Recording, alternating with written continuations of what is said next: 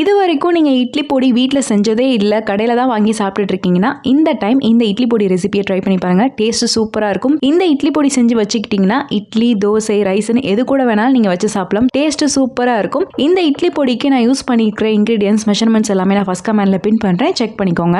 இதுக்கு ஃபர்ஸ்ட் ஒரு பேனில் 1/2 கப் அளவுக்கு உளுந்து எடுத்துக்கலாம். அதுக்கப்புறம் 1/4 கப் அளவுக்கு கடலைப்பருப்பு எடுத்துக்கோங்க. 2 டேபிள் ஸ்பூன் அளவுக்கு நிலக்கடலையை தோல் உரிச்சிட்டு ஆட் பண்ணிக்கோங்க. 2 டேபிள் ஸ்பூன் அளவுக்கு பொட்டுக்கடலை ஆட் பண்ணிக்கலாம். இதெல்லாமே ஆட் பண்ணிட்டு ஸ்டவ்ல வச்சுட்டு பொன்னிறமாக வர அளவுக்கு ரோஸ்ட் பண்ணி எடுத்துக்கோங்க. இதனால கம்ப்ளீட்டாக ஆற வச்சிடலாம். இப்போ அதே பேன்லேயே 2 டேபிள் ஸ்பூன் அளவுக்கு எள்ளு ஆட் பண்ணிக்கோங்க. எள்ளு நீங்கள் வெள்ளை எள்ளு, கருப்பு எள்ளு எதுனாலும் ஆட் பண்ணிக்கலாம். அதுக்கப்புறம் வரமிளகாய் உங்கள் காரத்துக்கு ஏற்ப 8லேருந்து 15 ஆட் பண்ணிக்கலாம். இப்போ கொஞ்சமாக கருவேப்பிலை ஆட் பண்ணிக்கோங்க. இதெல்லாமே ஆட் பண்ணிட்டு ஸ்டவ்ல வச்சுட்டு அதே மாதிரி ரோஸ்ட் பண்ணிக்கோங்க.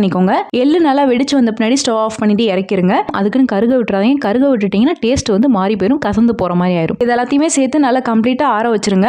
இதெல்லாமே கம்ப்ளீட்டா ஆறின பின்னாடி ஒரு மிக்ஸி ஜார்ல ஆட் பண்ணிக்கோங்க. ஆட் பண்ணிட்டு 1 டீஸ்பூன் அளவுக்கு கல் உப்பு, 1/2 டீஸ்பூன் அளவுக்கு பெருங்காயத்தூள் ஆட் பண்ணிட்டு நல்லா கொரகொரப்பா அரைச்சு எடுத்து வச்சுக்கோங்க. உங்களுக்கு அப்படி ஃபைனா வேணும்னா நீங்க ஃபைனாவே அரைச்சு எடுத்துக்கலாம். இந்த இட்லி பொடியை நீங்க 3லேருந்து 4 மாசம் வரைக்கும் ஸ்டோர் பண்ணிக்கலாம். இதை ஒரு ஏர்டைட் கண்டெய்னர்ல ஸ்டோர் பண்ணி வச்சுக்கிட்டீங்கன்னா சூப்பரான இட்லி பொடி ரெசிபி வீட்டிலே ரெடி ஆயிரும்.